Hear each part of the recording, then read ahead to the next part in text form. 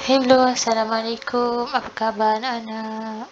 Semoga semuanya sihat dan ceria selalu. Okey, untuk subjek Bahasa Melayu hari ini, tahun 1, kita akan belajar mengenai tanda bacaan. Okey. Apa itu tanda bacaan? Okey, kita tengok maksud tanda bacaan. Tanda baca ialah simbol atau tanda yang digunakan untuk memberi isyarat kepada pembaca supaya melakukan sesuatu dalam bacaan.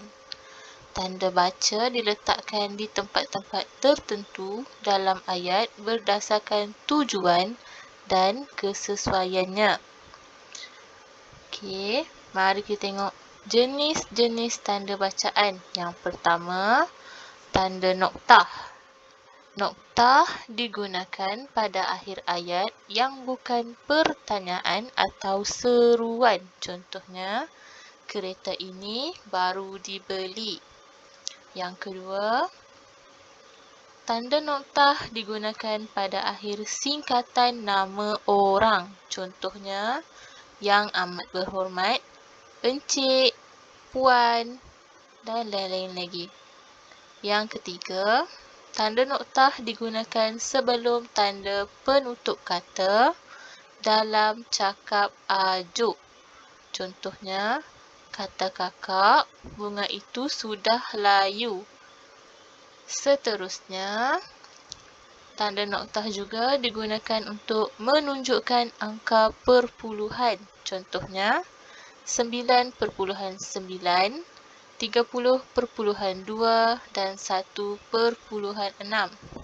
Okey, baiklah. Seterusnya kita masuk kepada jenis tanda bacaan yang kedua, iaitu tanda koma.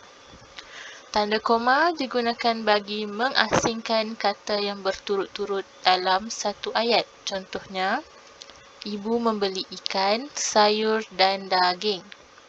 Yang kedua, tanda koma digunakan di belakang kata seru. Contohnya, amboi, merahnya baju kamu.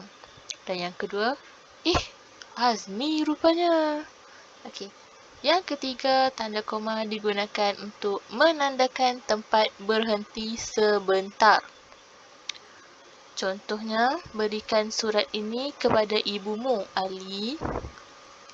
Seterusnya, koma digunakan di belakang kata penghubung pada awal ayat. Contohnya, oleh sebab itu, awak diminta hadir. Dan yang kedua, jadi awak tidak mengaku bersalah. Yang kelima, koma digunakan untuk memisahkan unsur-unsur dalam ayat yang berbeza. Contohnya, rumah itu besar tetapi tidak cantik. Dan yang terakhir, tanda koma digunakan sebelum tanda pembuka kata dan penutup kata dalam cakap ajuk. Contohnya, terima kasih, jawab Encik Abu. Tanda bacaan yang ketiga ialah tanda soal. Tanda soal digunakan pada akhir ayat tanya. Contohnya, bilakah sekolah akan dibuka? Dan yang kedua, tanda soal digunakan pada akhir ayat tanya sebelum tanda penutup kata. Contohnya, apa yang kamu lihat? Tanya Jimmy kepada Azim. Seterusnya, tanda seru. Tanda seru digunakan sesudah penyertaan yang berupa seruan, perintah atau rasa emosi yang kuat. Contohnya, wah, perbuatan awak sudah melampau dan siapkan kerja itu segera. Seterusnya kita lihat huruf. Huruf besar digunakan bagi huruf pertama kata pada setiap ayat. Contohnya, rumah itu di atas bukit. Dan yang kedua, persembahan itu belum tamat.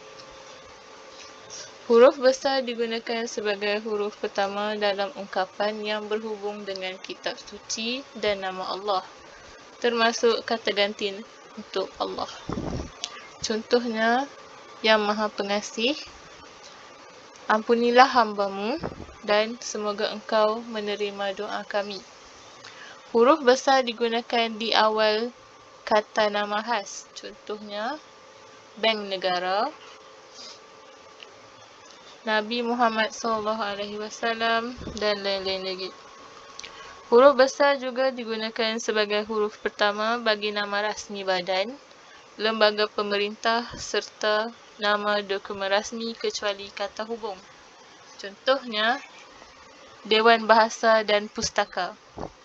Dan yang terakhir, huruf besar digunakan sebagai huruf pertama nama bangsa, suku bangsa dan bahasa. Contohnya, bangsa Melayu, orang Minangkabau dan bahasa Melayu. Okey, kita cuma akan belajar 5 sahaja jenis tanda bacaan pada hari ini, iaitu tanda noktah, tanda koma, tanda seru, tanda soal dan huruf besar. Okey, seterusnya, setelah mempelajari 5 jenis tanda bacaan tadi, murid-murid diminta untuk membuat latihan. Arahannya adalah seperti berikut. Baca petikan, kemudian teliti dan betulkan semula perkataan dan tanda bacaan yang salah. Cara menjawab, murid-murid diminta untuk membina jadual seperti di bawah di dalam buku tulis masing-masing.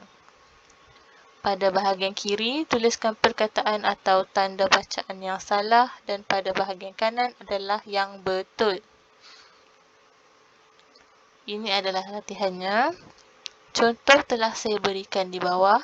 Selamat menjawab ya anak-anak. Terima kasih kerana menonton.